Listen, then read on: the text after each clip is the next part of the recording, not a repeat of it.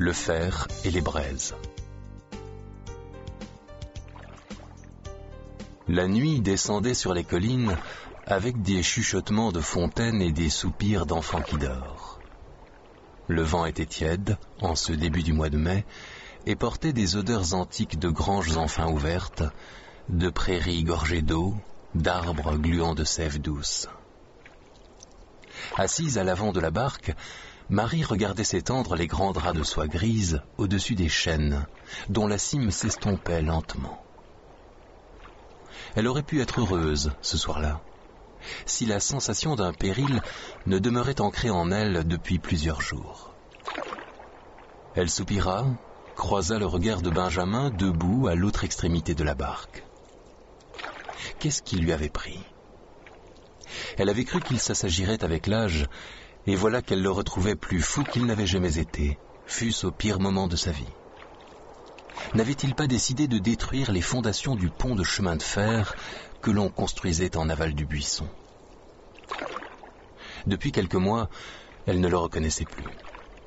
Depuis, en fait, le jour où l'on avait ouvert la voie ferrée Bordeaux-Brive, le 17 septembre 1860.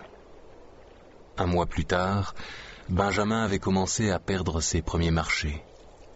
D'autres, très vite, avaient suivi. Désormais, il était plus rentable de faire descendre le bois vers le bas pays par le chemin de fer, et de même pour la remonte du sel. Et Benjamin devenait fou. Marie avait eu beau appeler Elina à son secours, elle n'avait pas réussi à le fléchir. Il n'avait rien voulu entendre. Bien au contraire, Vivien et les hommes d'équipage non plus.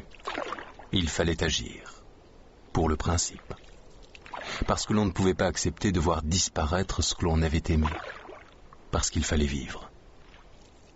Vivre, ce n'est pas retourner en prison, avait protesté Marie. On descendra de nuit, avait répondu Benjamin. Personne ne nous verra. Le mal est déjà là. Qu'est-ce que ça peut faire qu'une ligne double la Dordogne, puisqu'il en existe déjà une un peu plus haut ?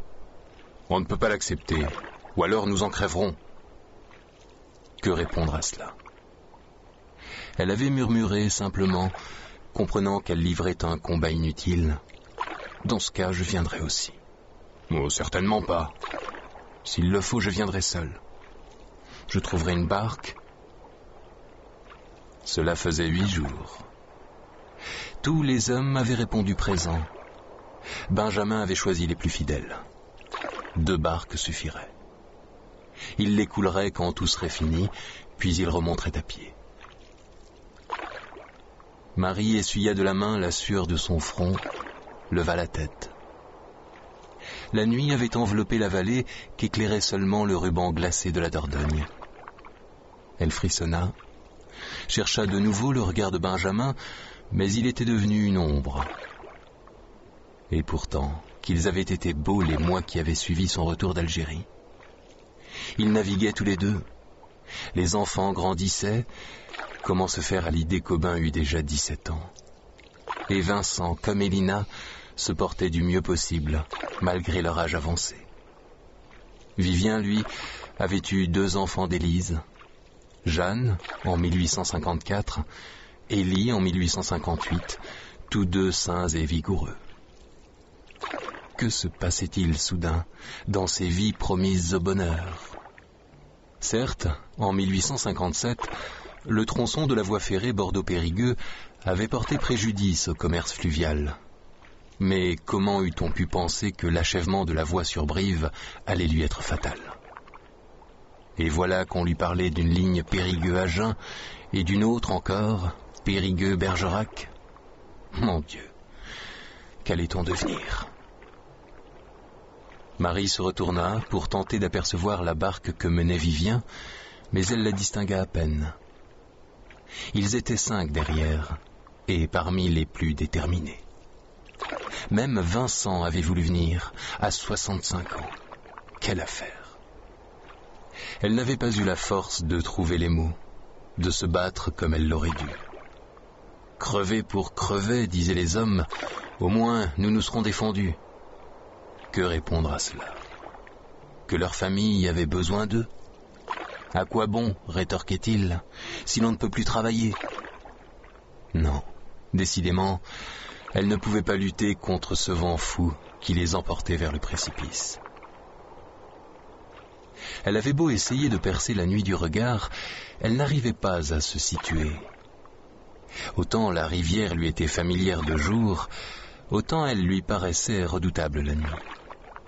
Seul Benjamin était capable de se diriger ainsi sans fracasser les bateaux sur les rochers.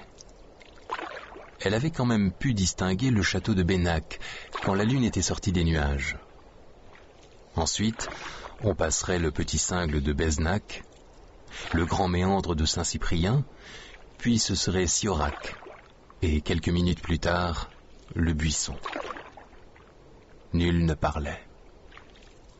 On entendait seulement le bruit des rames qui entraient dans l'eau, et par moments, l'aboiement d'un chien dans un village perdu.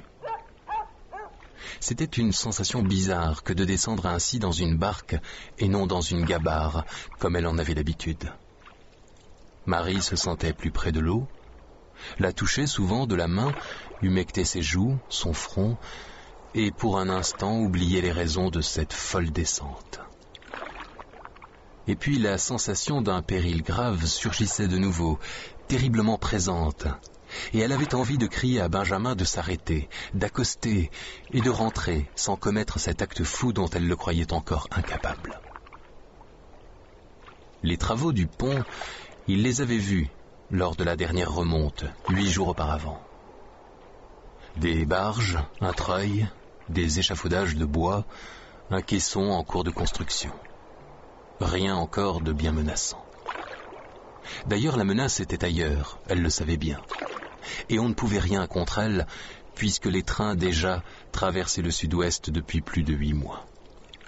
Alors, pourquoi cette fureur soudaine? La Dordogne est à nous, tempêtait Benjamin. Ailleurs, ils font ce qu'ils veulent. Chez nous, nous sommes les maîtres. Marie avait eu toutes les peines du monde à l'empêcher d'emmener Aubin avec eux. Il était aussi violent, aussi sauvage que son père au même âge. Et il aimait la rivière autant que Benjamin l'aimait. Peut-être même plus passionnément, car cela faisait seulement 2 ans qu'il embarquait sur les linas avec son père. Marie, elle, menait la seconde avec Vivien. Au retour de Benjamin, il n'avait plus été question qu'elle demeurât à terre. Et si Benjamin avait été un peu jaloux de la réputation de Marie sur la Dordogne auprès des bateliers, il avait fini par s'y habituer, même s'il préférait la voir sur la seconde, avec Vivien, plutôt que près de lui sur les linas. Elle s'en moquait. L'essentiel pour elle était de poursuivre les voyages à Libourne, au bec d'Ambèze, à Bordeaux, de se sentir heureuse dans l'immensité et la lumière du fleuve. Elle lui avait parlé d'Emmeline, de ce qu'elle avait fait pour lui, de leur dernière rencontre, mais elle ne lui avait rien dit des armes qu'elle avait transportées pour des plats, ni à quel péril elle avait échappé. Rien non plus des événements de Bordeaux. Mais Benjamin savait, car Vincent et Vivien lui en avaient raconté l'essentiel.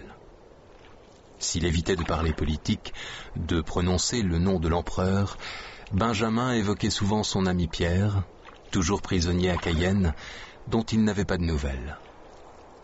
Les gendarmes, au retour de Benjamin, avaient longtemps surveillé la maison du port, puis ils s'étaient éloignés lorsqu'ils s'étaient aperçus que l'ancien proscrit ne songeait plus qu'à travailler. En 1858, toutefois, lors de l'attentat d'un nommé Orsini à Paris, ils avaient fouillé la maison. Depuis, on ne les avait plus revus et Marie avait oublié les années noires. Aussi aurait-on pu vivre en paix si les trains ne s'étaient pas mis à rouler sur la voie ferrée de Bordeaux à Brive, et si les marchands, les grossistes, les rouliers d'Auvergne, du Quercy et du Limousin n'y avaient pas trouvé un profit suffisant pour trahir les bateliers. Marie eut de nouveau envie de se lever et de crier à Benjamin « Arrête, arrête !» Mais la Dordogne continuait de porter les 2 barques. Pour continuer à écouter ce livre audio gratuitement, cliquez sur le lien dans la description et vous pourrez l'écouter en entier sans frais grâce à l'essai de 30 jours d'Audible.